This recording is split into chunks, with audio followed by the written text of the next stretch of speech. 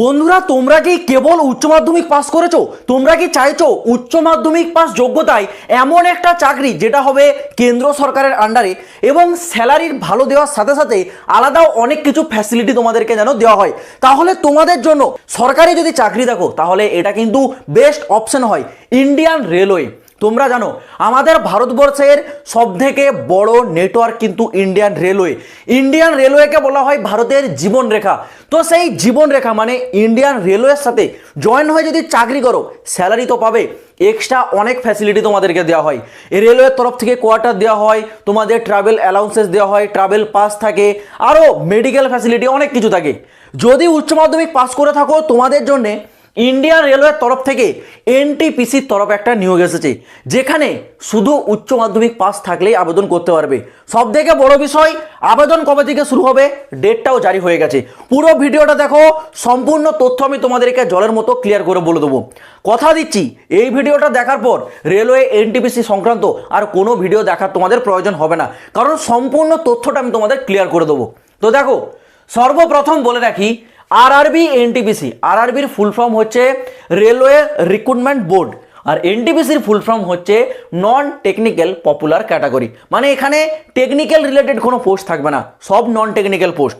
এইবার দেখো, এনটিপিসি মানে নন টেকনিক্যাল পপুলার ক্যাটাগরির দু প্রকারের আলাদা আলাদা পোস্ট হয়, একটা গ্র্যাজুয়েট লেভেলের আর একটা আন্ডার গ্র্যাজুয়েট মানে 12th লেভেলের।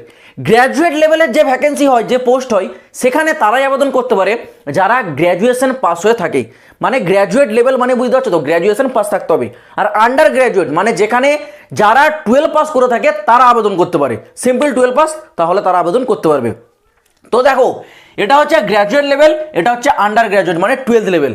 প্রথমে বলে দিই গ্র্যাজুয়েট লেভেলে কি কি প্রকারের পোস্ট থাকে। গ্র্যাজুয়েট লেভেলে তোমরা পেয়ে যাবে সিনিয়র ক্লার্ক কাম টাইপিস্টের পোস্ট, পেয়ে যাবে স্টেশন মাস্টারের মতো বড় পোস্ট, আছে তোমাদের চিফ কমার্শিয়াল কাম টিকিট সুপারভাইজারের পোস্ট, আছে তোমাদের ট্রেন ম্যানেজারের পোস্ট, এছাড়াও জুনিয়র অ্যাকাউন্ট অ্যাসিস্ট্যান্ট কাম টাইপিস্টের পোস্ট। এটা হচ্ছে যারা গ্র্যাজুয়েট লেভেলে আবেদন করবে তাদের জন্য। যারা আন্ডার গ্র্যাজুয়েট মানে 12th লেভেল পোস্টে আবেদন করবে তাদের জন্য কি কি প্রকারের পোস্ট থাকে দেখে নাও। তাদের জন্য থাকে জুনিয়র ক্লার্ক কাম টাইপিস্টের পোস্ট, কমার্শিয়াল কাম টিকিট ক্লার্কের পোস্ট, এছাড়াও অ্যাকাউন্ট ক্লার্ক কাম টাইপিস্ট এবং থাকে ট্রেন ক্লার্কের মতো পোস্ট। এই চারটা পোস্ট হচ্ছে যারা 12th লেভেলে, যারা 12 পাস যোগ্যতা আবেদন করবে তাদের জন্য, আর যারা গ্র্যাজুয়েশন পাস যোগ্যতা আবেদন করবে তাদের জন্য এই আলাদা আলাদা 5টা পোস্টে আবেদন করতে পারবে। এইবার বলে দিই এখানে তোমাদের শূন্যপদ কত আছে। দেখো, রেলওয়ে এনটিপিসির তরফ থেকে কয়েক সপ্তাহ আগে অফিসিয়াল নোটিশ এসে গেছে, সেখানে শূন্যপদ উল্লেখ করে দিয়েছে কি, যারা গ্র্যাজুয়েট লেভেলে আবেদন করবে, গ্র্যাজুয়েট লেভেল শূন্যপদ রেখেছে টোটাল 5880টি, আর আন্ডার গ্র্যাজুয়েট মানে 12th লেভেলে শূন্যপদ রেখেছে 3050টি। বুঝতে পারছো, এই থাকছে 2025 সালের শূন্যপদ। এইবার তোমাদের এজ লিমিটটা ক্লিয়ার করে দিই। কোয়ালিফিকেশন তো ক্লিয়ার হয়ে গেলে, এই গ্র্যাজুয়েট লেভেলে যারা গ্র্যাজুয়েট পাস তারা আবেদন করতে পারবে, আর আন্ডার গ্র্যাজুয়েটে যারা 12 পাস তারা আবেদন করতে পারবে।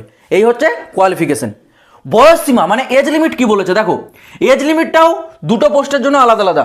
গ্র্যাজুয়েট লেভেল পোস্টের জন্য এখানে এজ লিমিট বলেছে কত, 18 থেকে 33 বছর, আর যারা 12th লেভেলে আবেদন করবে 12th লেভেলে বয়স সীমা বলেছে 18 থেকে 30 বছর।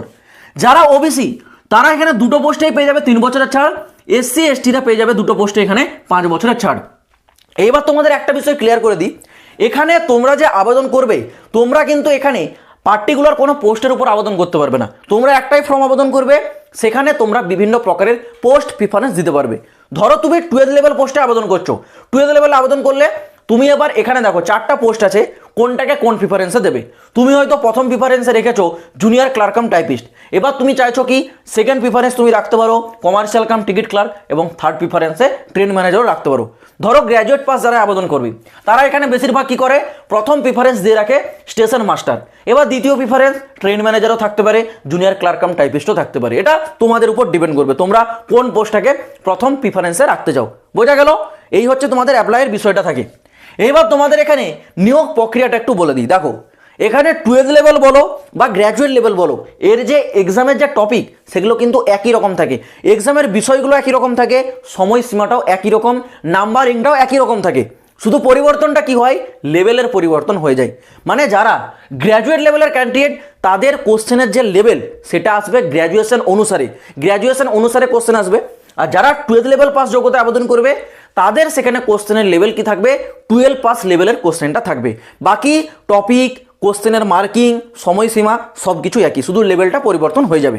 তো দেখো এখানে নিয়োগ প্রক্রিয়ায় সর্বপ্রথমে হবে সিবিটি 1। সিবিটি 1 এক্সামে তোমাদের কী কী টপিক থাকছে, জেনারেল অ্যাওয়ারনেস থেকে 40টা কোশ্চেন 40 নম্বরের, রিজনিং থেকে 30টা কোশ্চেন 30 নম্বরের, ম্যাথ মানে একবারে আর্থমেটিক্স যেটাকে বলে সেটা থেকে 30টা কোশ্চেন 30 নম্বরের। টোটাল সিবিটি 1-এ 100টা কোশ্চেন 100 নম্বরের পরীক্ষা, আর টাইম দেওয়া হচ্ছে 90 মিনিট, নেগেটিভ মার্কিং 0.33। এই থাকছে তোমাদের সিবিটি 1। সিবিটি 1টা ক্লিয়ার করলে তারপর হবে তোমাদের সিবিটি 2। সিবিটি 2তেও দেখো টপিক কিন্তু একই রকম থাকছে, শুধু মার্কিংটা চেঞ্জ হয়ে যাচ্ছে। মানে তোমাদের এখানে দুবার পরীক্ষা হবে। প্রথমের পরীক্ষাটা তোমাদের ভিড় কমানো, জাস্ট এখানে পাস করতে হবে, কোনো ম্যাটার করে না। কিন্তু সেকেন্ডের যে নাম্বারটা এটা খুব ম্যাটার করে, সেকেন্ডের সিবিটি 2। সিবিটি 2তে কী কী টপিক দেখো, জেনারেল অ্যাওয়ারনেস থেকে 50টা কোশ্চেন 50 নম্বরের, রিজনিং থেকে 35টা কোশ্চেন 35 নম্বরের, ম্যাথ থেকে 35টা কোশ্চেন 35 নম্বরের। অর্থাৎ সিবিটি 2তে দেখো 120টি কোশ্চেন 120 নম্বরের।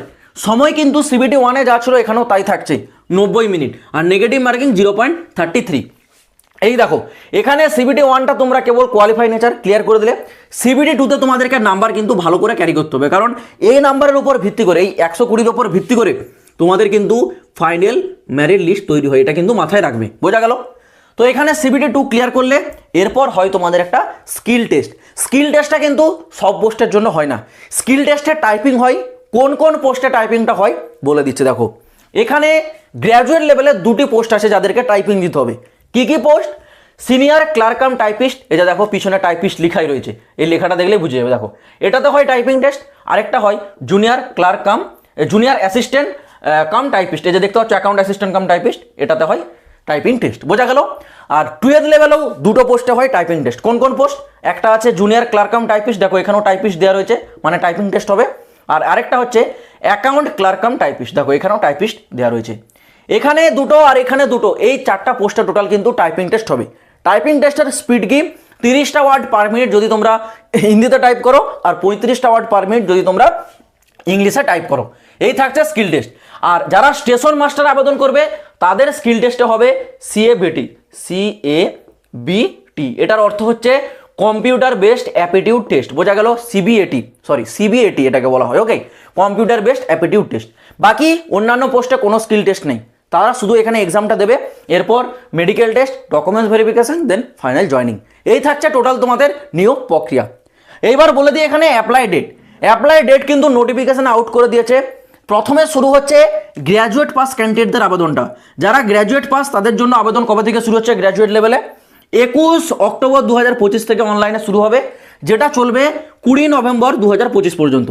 তারপর স্টার্ট হয়ে যাবে কি 12th লেভেলের ক্যান্ডিডেটদের জন্য। 12th লেভেলের ফর্মটা শুরু হচ্ছে দেখো 20-10-2025, সরি 28-10 হবে, এটা হচ্ছে 28-10-2025, ঠিক আছে। 28 অক্টোবর থেকে শুরু হচ্ছে, যেটা লাস্ট ডেট থাকছে 27 নভেম্বর 2025। মানে 7 দিনের পার্থক্য থাকছে। এটা 7 দিন আগে শুরু হবে, এটা 7 দিন পরে শুরু হচ্ছে। এই তোমাদের অ্যাপ্লাই ডেট। তো আশা করছি নিয়োগ সংক্রান্ত সম্পূর্ণ তথ্যটা আমি ক্লিয়ার করে বোঝাতে পারলাম। যদি তোমাদের কোনো জায়গায় বুঝতে অসুবিধা হয় বা প্রশ্ন থাকে, কমেন্ট বক্স খোলা থাকবে, কমেন্টে কমেন্ট করে জানাবে। আর অবশ্যই চ্যানেলটাকে সাবস্ক্রাইব করে রাখবে এইরকম প্রতিটা লেটেস্ট নিয়োগ সব থেকে আগে পাওয়ার জন্য। তো চলো বন্ধুরা, দেখা হচ্ছে পরবর্তী ভিডিওতে নতুন কোনো আপডেটের সাথে। জয় হিন্দ, বন্দে মাতরম।